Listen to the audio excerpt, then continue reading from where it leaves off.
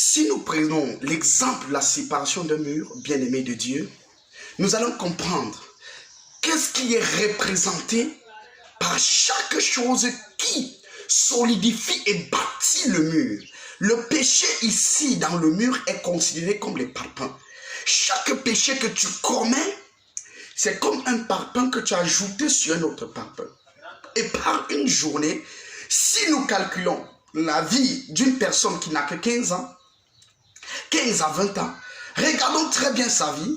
Si la personne est tellement pure, parce que la Bible affirme que tous ont péché et sont privés de la gloire de Dieu. Romains chapitre 3, le verset 23. Tous ont péché. Il n'y a pas d'exception.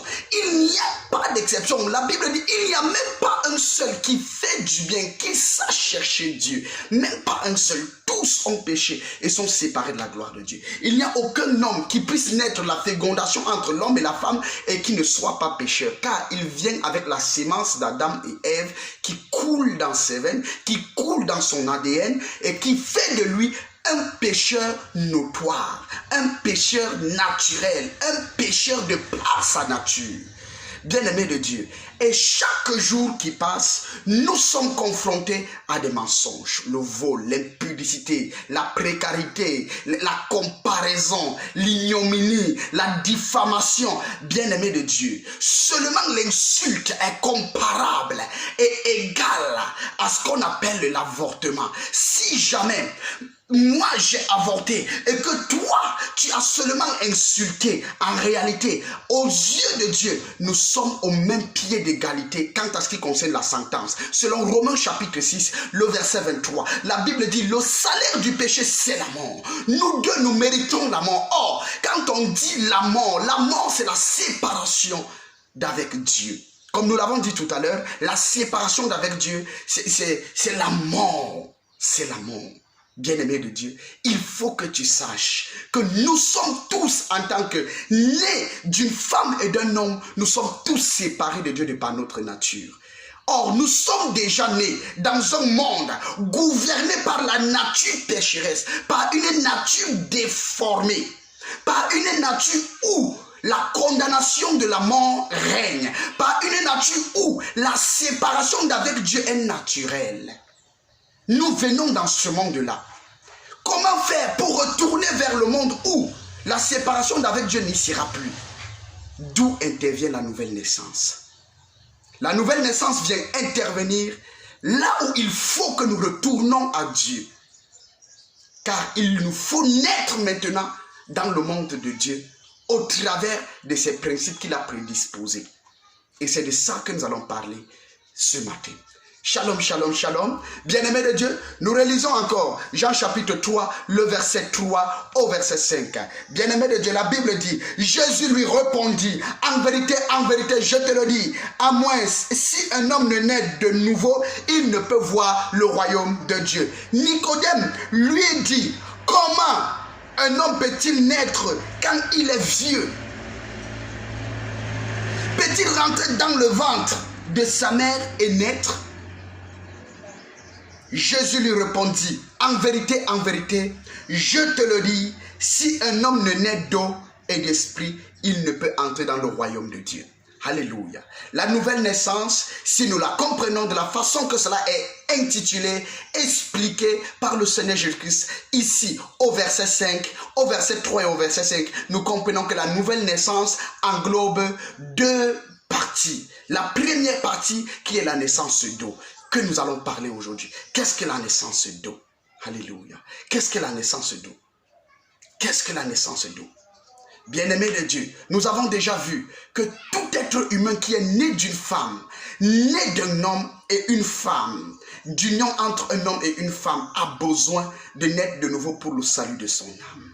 Tu en as besoin parce que nous sommes tous séparés de Dieu. Nous vivons dans l'atmosphère de la mort, bien que marchant physiquement, spirituellement. Quand nous sommes nés dans ce monde, nous sommes venus avec un bagage, un héritage spirituel négatif qui s'appelle la mort, la séparation d'avec Dieu. Et aujourd'hui et maintenant, nous sommes en train de comprendre que nous avons besoin de naître de nouveau. Nicodème a demandé à Dieu, Seigneur, comment cela est-il possible? Comment cela peut se faire? Comment un homme peut rentrer dans le ventre de sa mère bien étant vieux pour renaître? Le Seigneur va lui dire, non, il n'en est pas question. Il faut naître d'eau et d'esprit. Si nous le comprenons bien, voici aujourd'hui ce qui peut représenter celui qui a été ta mère, celui qui a été ton père. La naissance d'eau et la naissance de l'esprit, afin que tu naisses de Dieu. Bien-aimés de Dieu, allons-y et écoutons attentivement. La naissance d'eau. La Bible nous parle d'un homme qui se nomme Jean. Jean est né d'une femme stérile et d'un père sacrificateur. Bien-aimé de Dieu, il est venu et il a vécu au désert. À ses 30 ans, il s'est levé, il a commencé son ministère. Son ministère était lequel? La Bible nous dit, Jean est venu pour baptiser en amenant le peuple à croire celui qui vient. Jean est venu pour baptiser du baptême de la repentance, en amenant au peuple à croire à celui qui vient après lui. Bien-aimé de Dieu, Jean baptisait d'eau. C'est de lui que vient le ministère du baptême d'eau, la naissance d'eau. C'est de Jean-Baptiste. Alors, mais écoutons clairement. Jean baptise d'eau. Mais le même Jean qui baptise d'eau choisit ce qu'il doit baptiser d'eau. Pourquoi? Quand les gens viennent vers Jean pour être plongés dans l'eau, Jean va choisir ceux qui sont qualifiés pour connaître les eaux du baptême. Et c'est eux qu'il va baptiser. Pourquoi? Parce qu'en réalité, la naissance d'eau n'est pas les eaux du baptême. La naissance d'eau n'est pas les eaux du baptême.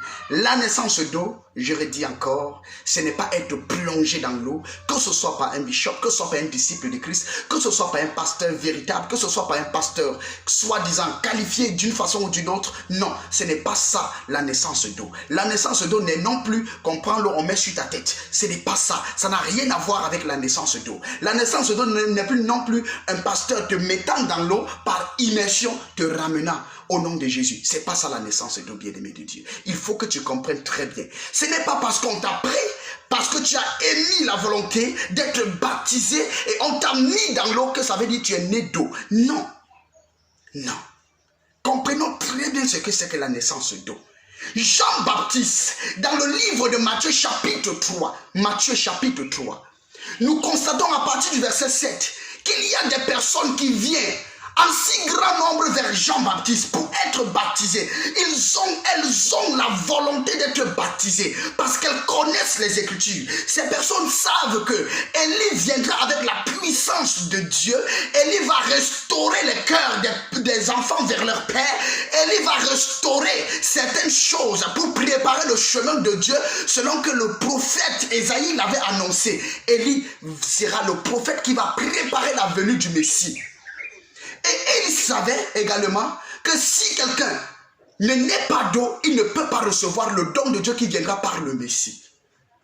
Ces personnes-là le savaient. Ces pasteurs à l'époque le savaient. Ces pasteurs qui étaient nommés des pharisiens, des sadducéens, ils le savaient très bien. Les scribes, ils le savaient très bien. C'est pourquoi ils ne sont pas restés dans leur bureau engouffrés par l'honneur, la gloire sacerdotale. Ils sont quittés de leur gloire sacerdotale pour aller vers Jean qui n'a jamais connu, qui n'a jamais été dans une école appelée école du pharisianisme quelque part ou école juive pour pouvoir apprendre comment baptiser ou comment enseigner. Jean n'a jamais été dans une école. Au contraire, s'il a été dans une école, il a été à une école du désert. Là où Dieu formait les véritables serviteurs de Dieu. Au désert. Jean-Baptiste y était et il a vécu au désert. Revenant du désert, il commence à annoncer l'évangile. Il commence à prononcer les paroles. Repentez-vous car le royaume des cieux est proche. Et la Bible dit le peuple venait vers Jean pour se faire baptiser. Et ainsi, les pharisiens, les sadducéens, les scribes vont aussi venir en si grand nombre. Mais Jean va les parler. Écoutez très bien, bien-aimés de Dieu. Parce qu'il faut que tu comprennes ce qui se trame derrière l'action de Jean, afin de mieux comprendre la naissance d'eau. Parce que si tu ne comprends pas pourquoi Jean a agi de la sorte, tu ne comprendras non plus le baptême, la naissance d'eau. Tu ne vas pas comprendre la naissance d'eau. C'est pourquoi, par la grâce de Dieu qui nous conduit ce matin, il faut que tu comprennes, bien-aimé de Dieu, il faut que tu comprennes que tu aies la connaissance active de ce que Jean était en train de faire. Car le Seigneur Jésus-Christ va lui donner un témoignage favorable dans Luc chapitre 7, le verset 30. Il va recevoir un témoignage favorable. Mais lisons d'abord dans le livre de Matthieu chapitre 3, à partir du verset 7 au verset 8. Nous allons comprendre quelque chose. Matthieu chapitre 3, la Bible dit ceci, dans Matthieu chapitre 3, version 8 secondes, traduction 1910. La Bible dit ceci, à partir du verset 7. Mais voyant venir à son baptême beaucoup de pharisiens et de sadducéens, il leur dit, race de vipères, qui vous a appris à fuir la colère à venir? Écoutez, la Bible dit que ces hommes ont porté leurs pieds du temple. Ils sont venus vers Jean. Ces hommes ne sont pas restés sur la chair ou au portique de Salomon. Ils sont quittés de la gloire et de l'extrémité de luxe sacerdotal. Ils sont venus vers les eaux du baptême, vers le Jourdain où Jean baptisait. Et ils ont émis la volonté d'être baptisés. Ils sont venus vers Jean. Bien-aimés de Dieu, écoutons très bien. Pour que tu comprennes que dans le ministère, ce n'est pas tous ceux qui émettent la volonté d'être baptisés qui doivent être baptisés. Ce n'est pas parce que quelqu'un demande à être baptisé que tu dois le baptiser. Ce n'est pas parce que quelqu'un demande à être baptisé qu'il doit être baptisé. Non. Parce que le baptême d'eau ne signifie pas la naissance d'eau. C'est pourquoi nous avons à l'église beaucoup de personnes qui sont baptisées dans l'eau, mais leur vie ne change pas. Ce sont les mêmes qui sont dans l'impudicité. Ils sont des choristes talentueux, mais impudiques. Ils sont des prédicateurs talentueux, mais impudiques. Ils sont des prédicateurs talentueux, mais commères. Ils sont des prédicateurs talentueux, mais c'est eux qui créent des clans dans l'église. Pourquoi? Parce qu'en réalité, ils n'ont pas connu, ils n'ont pas compris la naissance d'eau et ils n'ont pas connu l'essentiel de la naissance d'eau. Car les eaux du baptême, ce n'est qu'un témoignage, ce n'est qu'un engagement après avoir accompli ce qui est plus essentiel. Comme le Seigneur Jésus-Christ pouvait le dire aux pharisiens, vous donnez la dîme de la menthe, la dîme du cumin, mais vous refusez ce qui est plus important dans la loi. Qu'est-ce qui est plus important dans la loi, bien-aimé de Dieu? Jésus-Christ a dit, la justice, la fidélité, la miséricorde. Ça ne veut pas dire que la dîme et les autres choses n'étaient pas importantes. Mais ce qui est plus important, c'est la justice, la fidélité, la miséricorde. Bien-aimé de Dieu, dans la nouvelle naissance, lorsque nous refusons ce qui est plus essentiel, nous avons annulé notre naissance d'eau. Dans la nouvelle naissance, quand nous refusons ce qui est essentiel dans la naissance d'eau, car l'essentiel n'est pas d'être baptisé dans l'eau au nom de Jésus. C'est pas ça l'essentiel. Même les apôtres, nous allons voir les exemples de tous les apôtres qui ont baptisé au nom de Jésus-Christ, mais en prenant même un ou deux exemples où les apôtres ont baptisé au nom de Jésus-Christ, ou ont interpellé le peuple à être baptisé au nom de Jésus-Christ. Vous allez voir la différence entre ce que nous faisons dans notre génération aujourd'hui et ce qui a été fait dans les actes des apôtres. Bien-aimés de Dieu, écoutons ce que Jean est en train de dire à ces gens. Il dit, race de vipères, qui vous a appris à fuir la colère à venir. Ces gens veulent aller vers Dieu. Ces gens veulent connaître Dieu. Mais ils évitent quelque chose. Ils sont en train d'éviter quoi? Pourquoi Jean va s'énerver au point de les appeler race de vipères? Qu'est-ce que la vipère? Quelle est l'attitude de la vipère? La vipère, bien que bien venimeuse, la vipère peut s'enrouler et rester tranquille. Tu peux porter la vipère quand elle dort, jusqu'à la transporter, elle ne te montrera jamais. Mais lorsqu'elle se réveille de son sommeil, et que son poison est au niveau top, quand il te mord, tu peux quitter du lieu où tu es à 10 mètres de là où tu es, juste par une seule morsure de la vipère. Et Jean va le dire, race de vipères. Des gens qui sont capables de se faire passer pour les doux et pour les agneaux, et pourtant ce sont des loups voraces. Des gens qui sont prêts à se conformer à la parole juste pour s'adapter au milieu et pour pouvoir attirer beaucoup de leur proie. Jean va le dire, race de vipères. Et c'est de telles personnes que nous avons dans nos assemblées aujourd'hui. De telles personnes sont remplies dans nos assemblées aujourd'hui. De telles personnes occupent la chair de Dieu aujourd'hui. Des femmes de pasteurs qu'on appelle momies qui prennent la chair en évitant d'obéir à la parole de Dieu, en évitant d'obéir à ce qui est écrit. Elles sont assises à la chair de Dieu et prêchent la parole de Dieu dans l'église des saints. Bien-aimé de Dieu, ne condamne pas la parole. Si tu me condamnes, tu es en train de condamner ce qui est écrit. Quand la Bible dit que la femme se taise à l'église, nous ne sommes pas en train de parler de ça aujourd'hui. Nous sommes en train de parler de la nouvelle naissance. Et dans la nouvelle naissance, la première partie qui est la naissance d'eau. Beaucoup n'ont pas connu l'essentiel dans la naissance d'eau, ont connu les eaux du baptême. Beaucoup ont été baptisés et ils se sont levés en disant nous avons connu Dieu. Nous sommes nés de nouveau. Bien-aimés de Dieu, la nouvelle naissance. La naissance d'eau n'est pas les eaux du baptême. La naissance d'eau n'est pas les eaux du baptême. Sinon Jean allait baptiser les pharisiens et les sadducéens. Sinon Jean allait baptiser ces pharisiens. Mais la naissance d'eau n'étant pas les eaux du baptême, Jean les a dit, race de vipères, qui vous a appris à fuir la colère à venir. Et il va dire au verset 8, produisez donc les fruits dignes de la repentance. Le point clé, le point culminant de la naissance d'eau, c'est pas les eaux, car on a toujours les eaux. Les eaux ne changent pas, les eaux restent les mêmes. Mais le point culminant dans la naissance d'eau, c'est la repentance. Le point culminant dans la naissance d'eau, nous redisons encore, c'est la repentance. Si un homme n'est pas un repenti, il n'a pas le droit d'être baptisé. Si tu n'as pas produit le fruit de la repentance, tu ne peux être baptisé. Le baptême d'eau, le baptême d'eau, c'est pour ceux qui ont connu le fruit de la repentance. C'est pas pour les pasteurs, c'est pas pour les apôtres, c'est pas pour les choristes, c'est pas pour ceux qui veulent être baptisés. Le baptême d'eau n'est pas pour ceux qui veulent être baptisés. C'est pas parce que tu émets la volonté d'être baptisé que le pasteur doit te baptiser. Non, pendant que tu es encore une vipère, pendant que tu es encore un menteur, pendant que tu causes encore la division dans ta propre famille, dans l'église de Christ, c'est toi qui manques, c'est toi qui insultes. Et tu interpelles le pasteur pour te baptiser. Parce qu'il faut que tu fasses partie des membres fidèles de l'église qui donnent la dîme ou qui donnent l'offrande.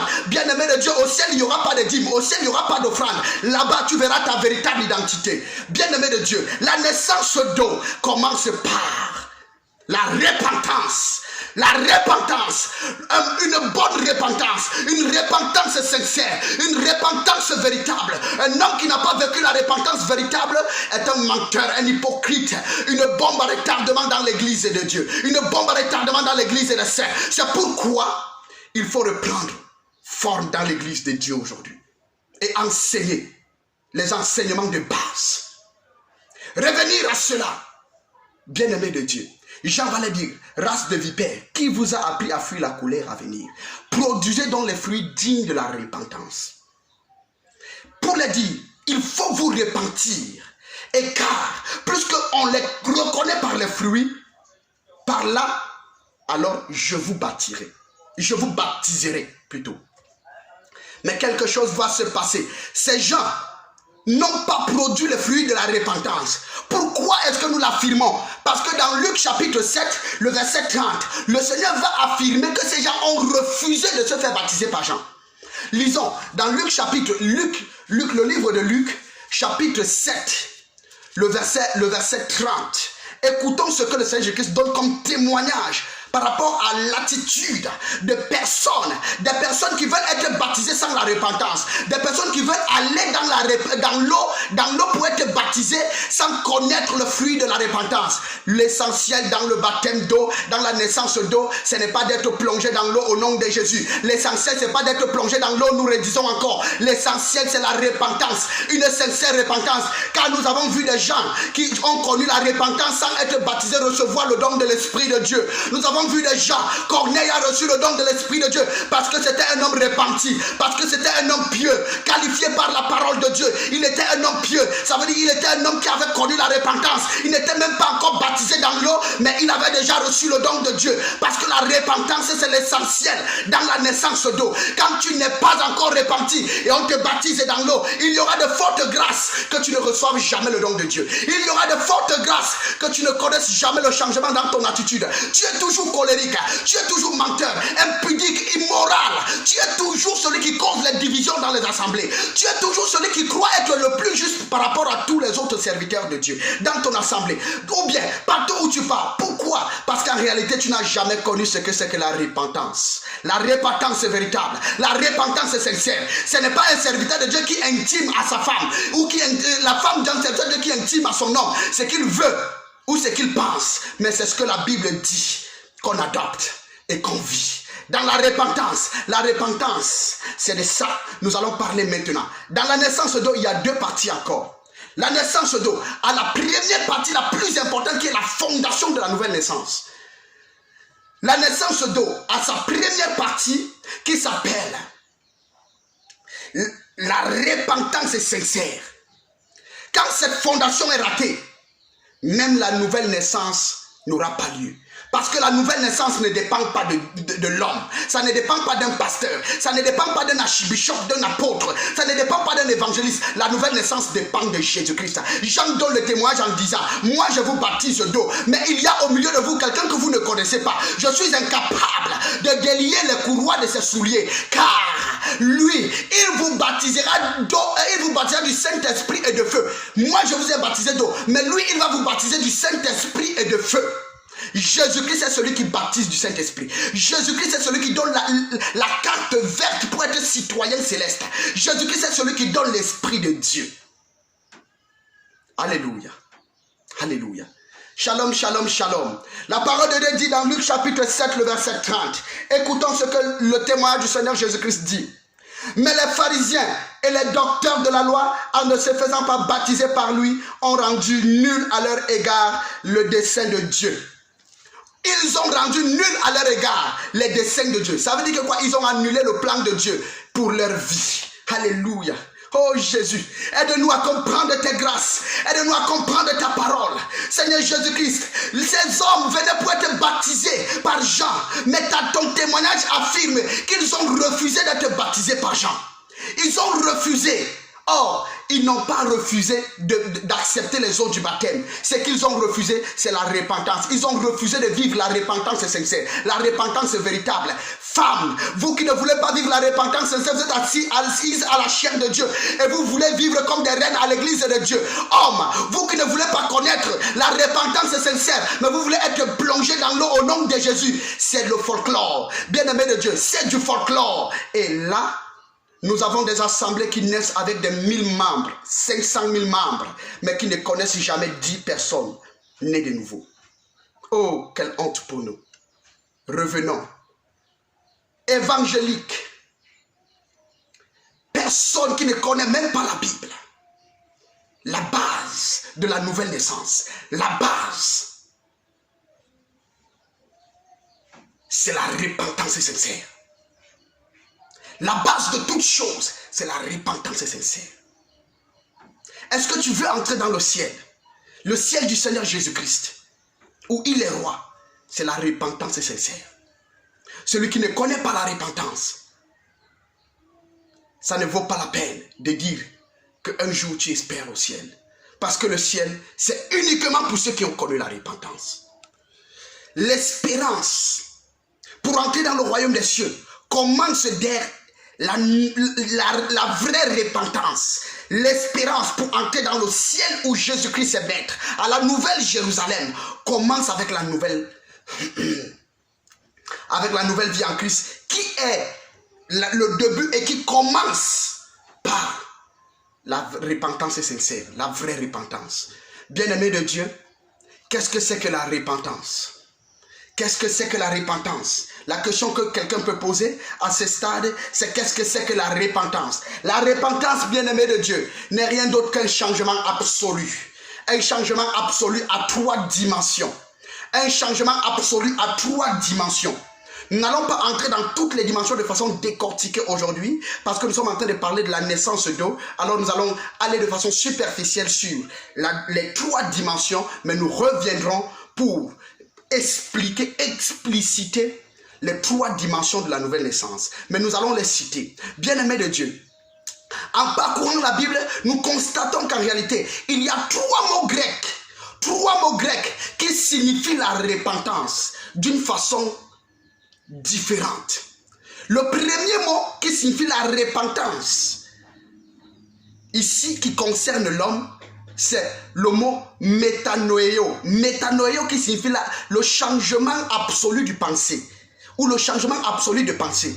Ce qu'a vécu l'apôtre Pierre quand il était en train de renier le Seigneur Jésus-Christ dans Luc. La Bible nous dit, quand il était en train de renier le Seigneur Jésus-Christ, quand il arrive au verset 74, 75, à partir du verset 72, quand il renie le Seigneur Jésus-Christ, il va connaître une révolution de pensée.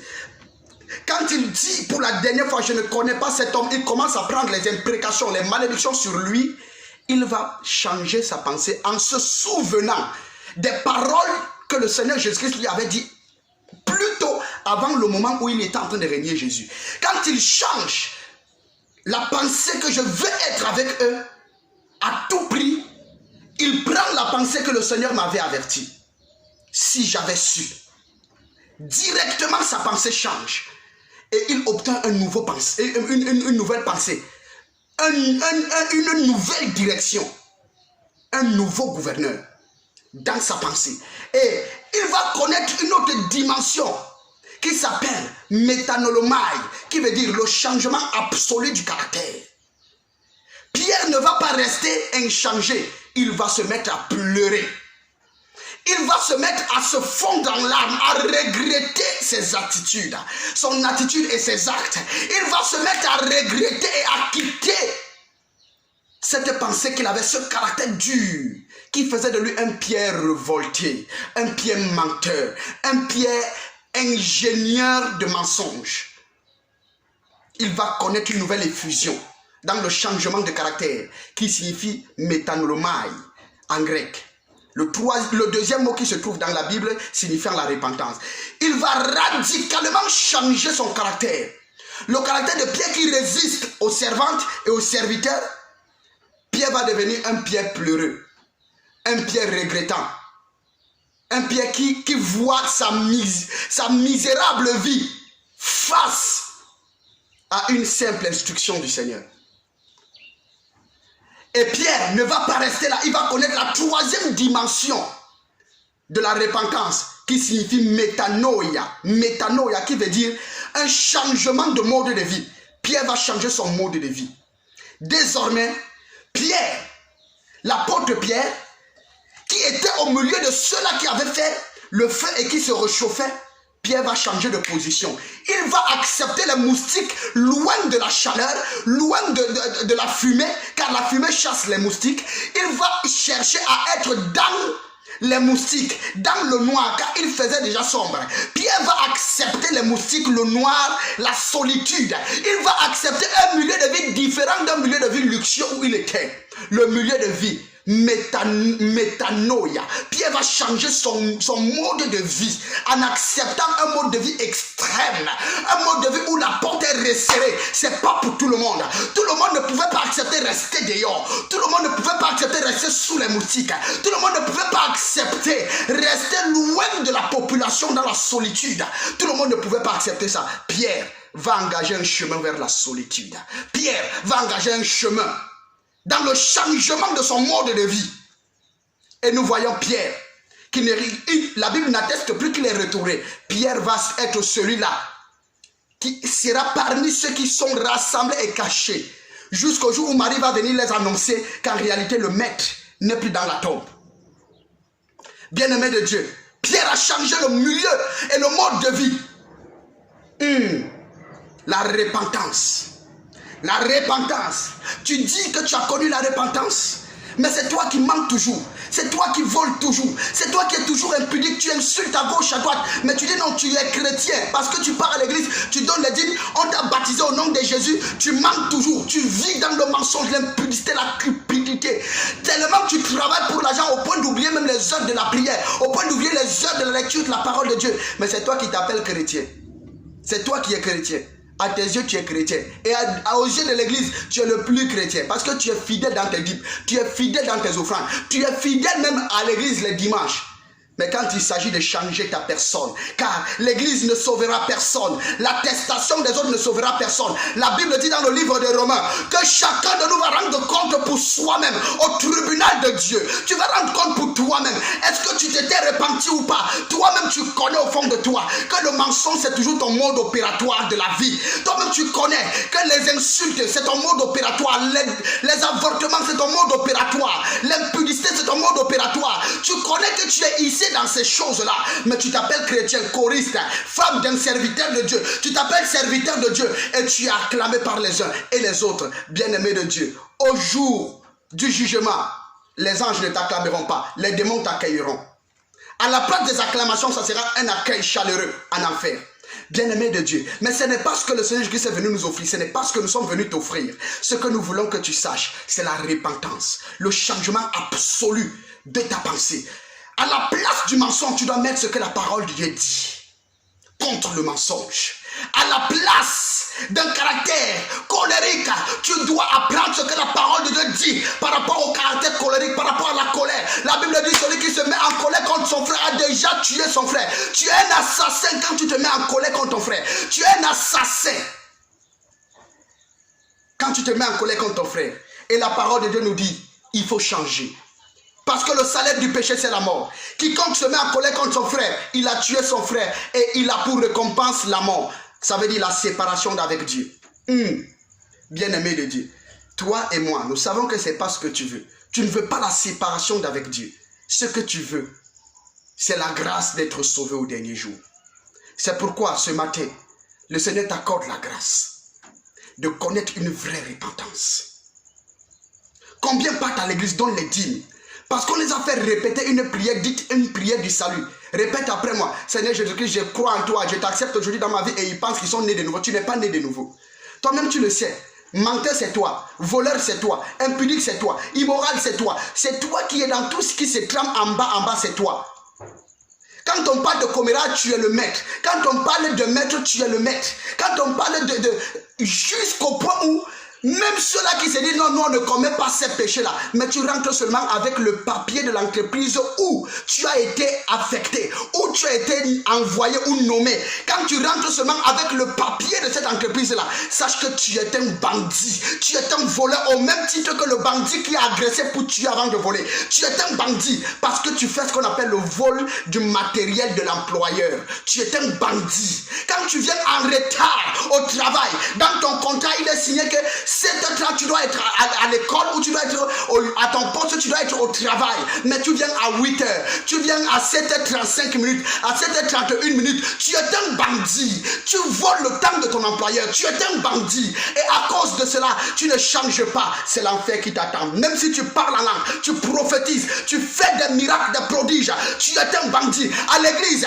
tu as dit avec Dieu, Seigneur, je serai là à l'heure. Mais tu viens après 1 minute de retard. Tu es un bandit. Tu voles le temps de Dieu. Tu es un bandit. Si jamais tu n'avais pas fait le vœu devant Dieu que Seigneur je serai à l'heure, alors tu ne serais pas coupable certainement. Mais tu as fait le vœu dans ton cœur et tu as dit à Dieu, toi seul tu connais ce que tu as dit à Dieu. Seigneur je serai là à l'heure. Désormais je viendrai au culte à l'heure pour recevoir tes grâces. Mais au fur et à mesure le temps passe, tu commences à être à l'heure. Après tu commences à grignoter 1 minute. Les 1 minute c'est ta mort. Les 1 minute que tu grignotes du temps de Dieu c'est la mort. Pourquoi? Parce que le salaire du vol c'est la mort. Et quand tu voles 1 minute de Dieu, c'est comme si tu as volé dans l'éternité. Alléluia. La repentance est sincère. Si jamais tu sais qu'il y a un péché dans lequel tu ne veux pas quitter, tu vis avec une femme qui n'est pas encore ta femme, tu vis avec un homme qui n'est pas encore ton mari, tu vis avec le mari de quelqu'un d'autre, tu couches avec les hommes qui ne sont pas tes maris, qui ne sont même pas, qui ne t'ont pas épousé, bien-aimé de Dieu, et tu crois parce que tu donnes les dîmes, les offrandes que ces hommes te donnent à l'église, et on t'acclame, non, tu es fidèle chrétienne, alors tu iras au ciel. Bien-aimé de Dieu, sache une chose, même si tu parles en langue, même si tu prophétises, alors sache que tu es une fille de l'enfer, un fils de l'enfer, un fils de la Gehenna. A sin, you are a sinner. You are a sinner, and you receive your payment. You are a sinner, and God cannot deceive you. If you deceive yourself, God can never deceive you. Dieu, lui, il ne manquera pas au rendez-vous. Il ne va pas te tromper. Il te donnera ton salaire véritable. Dieu va te donner ton salaire véritable, bien-aimé de Dieu. Il te donnera certainement ton salaire véritable.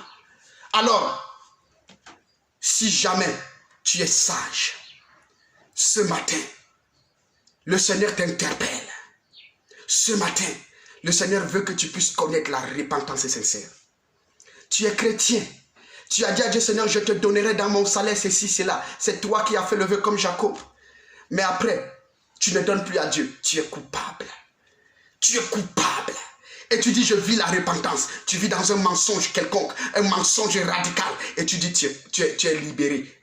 Non, tu dis, tu es enfant de Dieu. Tu es pécheur. À cause de ton vœu, tu seras condamné. Bien-aimé de Dieu, la repentance. S'il y a un